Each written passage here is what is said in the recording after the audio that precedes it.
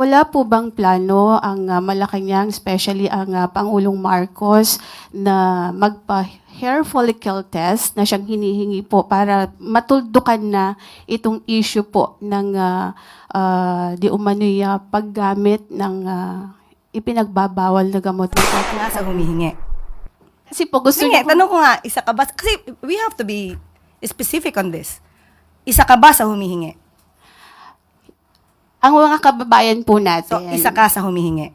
Actually, I'm a journalist. Hindi Yes, nga, naman po tanong ako ko nga. humihingi. Pero parang gusto ninyo na meron lang kayong Basihan. basihan. Sino nga po? Kasi sabi niyo po kanina, ay napanood yun niya yata sa social Opo, Madam media. Sino po? Yusek, syempre kami po ay mga Pilipino rin. As a journalist, gusto po namin na hindi fake news. Yun pong aming ibabalita sa taong bayan. Kapag wala po kayong napatunayan, wala po kayong karapatan humingi sa Pangulo ng anuman demand patungkol sa hair follicle test. Sa Congress na mention yung pangalan ni former presidential spokesperson Attorney Harry Roque na nasa likod daw ng pagpapakalat ng pulveron video na allegedly ay si President Marcos. Nakarating na po ba to kay PBBM? Ano po yung naging reaction niya dito? Na isa si Attorney Roque daw. na Siya daw yung nagpakalat. nagpakalat.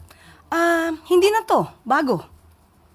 At buti na lamang, may isang tao na dati nilang kaalyado na sinabi na si Atty. Harry Roque ang nagpakalat. Even before, nakita natin ito sa kanilang rally sa Vancouver, Canada. Siya mismo, si Atty. Harry Roque, ang nag-utos pa sa ibang mga kaalyado nila na ipakalat. At sinabi pa nga niya, sigurado siya na ang Pangulo daw ang nasa video. Kung inyo marirecall ang kanyang mga sinabi doon sa Vancouver, Canada, o sa kanyang, yung kanyang mga sinabi nung sila ay nasa panahon ng balak na ipakalat itong video na ito. At sa mga previous statements din niya, sa mga interview, sinabi niya nga na ang naging daan dito para sa video na ito ay ang kasamahan niyang si Maharlika. Pinasalamatan niya to na it was made possible by Maharlika, this video. So, hindi na po bago ito sa pananaw ng taong bayan kung sino ba talaga ang naging utak o ang nagpakalat ng fake pulveron video na ito. So, does it mean that the President was not surprised when he heard about it? Dahil ito naman po ay inimbestigahan na rin po, natatandaan po natin na inimbestigahan po ito, in-evaluate din po ito ng PNP at ng NBI at nagkaroon na rin po ng fact check at nagsagawa po ng panibagong pag-iimbestiga kung ito ay tunay o hindi, pero napatunayang manipulated ang sinabing video at may face swap. Ito ay galing din sa evaluation ng Deep Fakes Analysis Unit na part of India-based Misinformation Combative Alliance or Combat Alliance. So hindi po ito lingid sa kaalaman ng palasyo dahil ang nais lamang po ng Pangulo ay maipakita sa taong bayan na hindi totoo ang kanilang pinapakalat na video at hindi totoo ang kanilang ibinibintang sa kanya. Ma'am, will there be any legal action from Malacanang?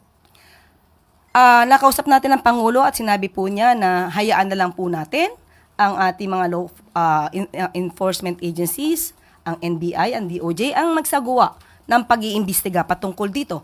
At kung mayroon dapat na managot, kung napakita talaga ang liability ng kahit sino dyan na involved, ay dapat lamang po siguro masampa ng kaso kung ito po ay makikita naman po ng DOJ at ng NBI. Salamat po. Ivan Mayrina, GMA 7. Yusek, may we get a statement on the kidnapping and murder of businessman Mr. Ke? Confirmed just today by Secretary Remulla. Nagkausap po kami, kanina lamang po, ni General Torre at saka ni General Jean Fajardo. At ang una po nilang sinabi sa akin ay magkakaroon po sila ng sariling press conference At nung mga panahon na hindi po sila nagsasita ay dahil yun daw po ang bilin ng pamilya. Pero ngayong araw po na ito ay magkakaroon sila ng sariling press conference at ang pinakahuling update po sa akin ay meron po silang case conference na nagaganap as of 10 o'clock or 10:30. The Filipino-Chinese business community expressed alarm over what they call a spate of kidnapping incidents. Sa bilang po nila, 12 so far this year. What does the palace have to say about this? And are we going to take stronger measures to respond to this? Opo, patuloy po ang pag-iimbestiga po dito. Hindi po ito tutulugan ng gobyerno. Ang lahat po na nagaganap dito ay pinagbilin po ng Pangulo na dapat imbestigahang mabuti para po malesen o ma-eradicate ang mga ganitong klaseng krimen dito sa Pilipinas. Ann Soberano, Bomborazo. Yusek, good morning. The Philippine Coast Guard on Tuesday said that it has spotted another Chinese research vessel sailing sa Cagayan Province. Na-detect po ito sa pamamagitan ng dark vessel detection technology from Canada. And it is the second ship that entered the northern economic zone ng Pilipinas. Ano po ba yung reaction dito ng Malacanang? Parang persistent na po yung presence ng mga Chinese research vessel sa ating teritoryo. Opo, sa mga ganyan pong mga issues po ay ipapaubaya po natin sa ating Philippine Coast Guard at nakikipag-ugnayan po tayo sa ngayon kay Commodore Tariela at malamang po maya-maya lamang po ay ibibigay namin sa kanya ay sa inyo ang kanyang mensahe. Sakaling mapatunayan na nagsasagawa nga talaga ng marine scientific research ang Chinese vessel na yon, ano po ba ang magiging hakbang ng pamahalaan? Sa ngayon po ay aalamin po muna natin, hindi po tayo pwede mag-speculate at ito po ay sensitibong issue. Kapag ka po napatunayan at mayroon po ng imbestigahan at mayroon na po tayong data, ibibigay po namin sa inyo ang sagot agad-agad po. Thank you po, ma'am. Pia Gutierrez, ABS-CBN. Hi, ma'am. Ma'am, lately marami pong mga kandidato for the midterm elections ang napapansin because of their misogynistic or insensitive comments made during their campaign. Ano po ang reaction dito ng palasyo at kung may panawagan din po tayo sa mga kandidato? Paano nga ba ang ganitong klaseng pananalita noon ay pinapalakpakan? Parang ipinagbubunyi ang mga kandidato o mga leader na nagsasalita ng walang karespe-respeto, lalo-lalo na sa mga kababaihan. Ipinagmamalaki at ginagawang katatawanan, ginagawang joke, ang pambababae ng mga kalalakihan. Ginagawa ring issue at katatawanan ang mga rape na sitwasyon. Hindi na po ito dapat. Hindi po dapat nagawing idolo ang mga ganitong klaseng tao. Hindi po dapat ito pamarisan. Hindi na po dapat ito pinapalakpakan. Kung nagawa ito dati at pinapalakpakan, hindi na po sa panganahon ng administrasyon ni Pangulong Marcos na dapat ito mangyari. Kaya ayon po sa Pangulo, hindi po katanggap-tanggap ang mga kandidatong ganito ang nagiging naratibo sa kanilang pangangampanya. Dapat pong mapanatili ng bawat isa, ng bawat kandidato, lalo-lalo na pa mga kandidato na nagnanais na maging leader ng bansa. Dapat ipagpatuloy nila ang pag-promote ng respeto, ng integridad, at ng truthfulness o katotohanan sa kanilang mga sinasabi habang sila ay nagbibigay ng kanilang mga pangako sa kanilang mga constituents at sa mga botante.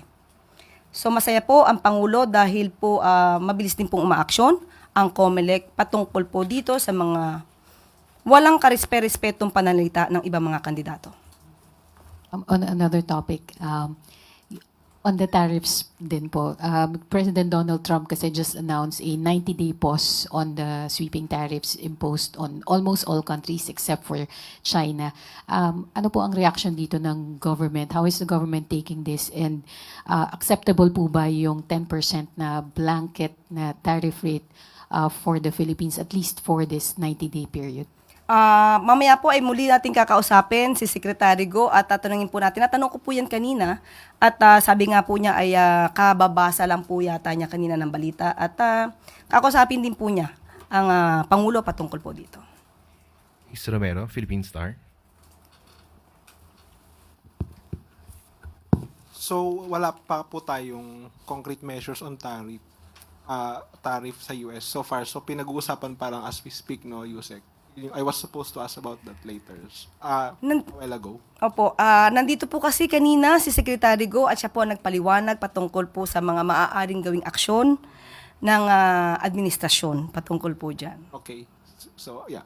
Regarding yung sa misogynistic comments, you're saying it was cheered, no, before. So, are you attributing it to our former president, yung mga ganong uri ng komento?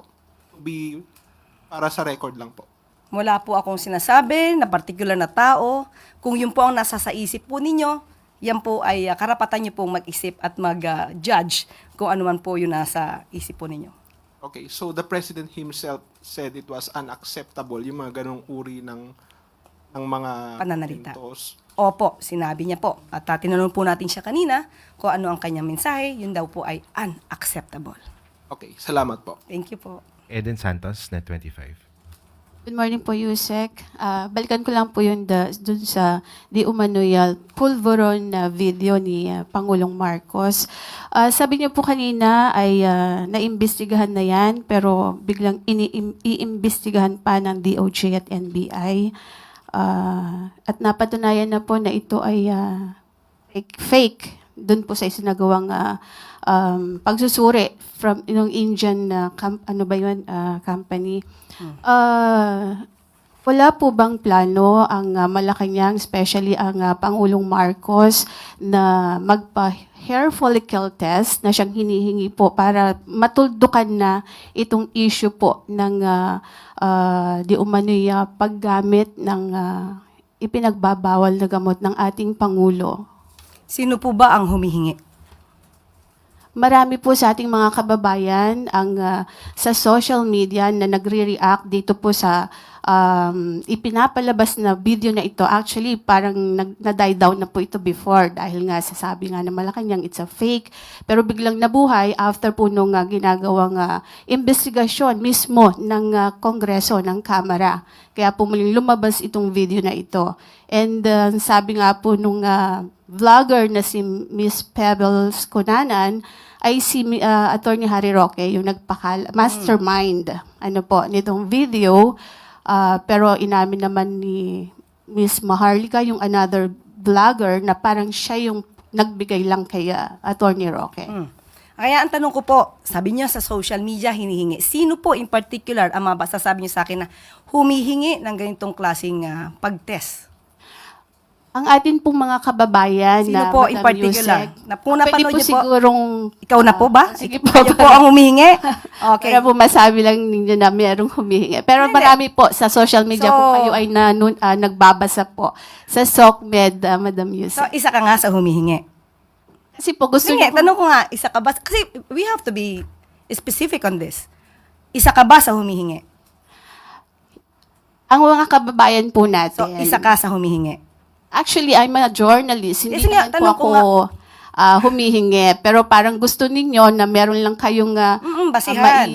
basihan. Sino nga po? Kasi sabi niyo po kanina, ay napanood yun niya yata sa social Opo, Madam media. Sino po? Yusek, syempre kami po ay mga Pilipino rin. As a journalist, gusto po namin na hindi fake news.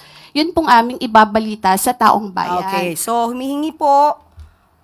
Si Naka- si nagdidemand. Attorney Vic Rodriguez, di ho ba Okay. matagal na rin naman niyang hinihiling niyang hair follicle test. Okay, tanong po natin. Ano po ba ang basihan para sa paghingi at i-demand sa Pangulo ang isang hair follicle test? Ito po ba'y may pagbibintang na siya ay di umanong gumagamit ng illegal na droga? Kung may pagbibintang, liliwanagin po natin. Kung may pagbibintang sa Pangulo, yung nagbibintang ang dapat na magpatunay kung may ginagamit man o wala. Hindi po pwedeng gumawa ng kwento, walang basihan, isang guni-guni para masira ang Pangulo, at walang basihan. Kahit saan po na kaso, kung sino yung nagbibintang, siya ang magbigay ng pruweba. Hindi nyo pwedeng sabihin na, ito, gumagamit ka, patunayan mong hindi. Hindi po yon ang tamang logic. Kayo po na nagbibintang, kayong humihingi at nagdidiman sa Pangulo, kayo munang magpatunay na mayroon siyang ginagawang mali. Kapag wala po kayong napatunayan, wala po kayong karapatan humingi sa Pangulo ng anumang demand patungkol sa hair follicle test.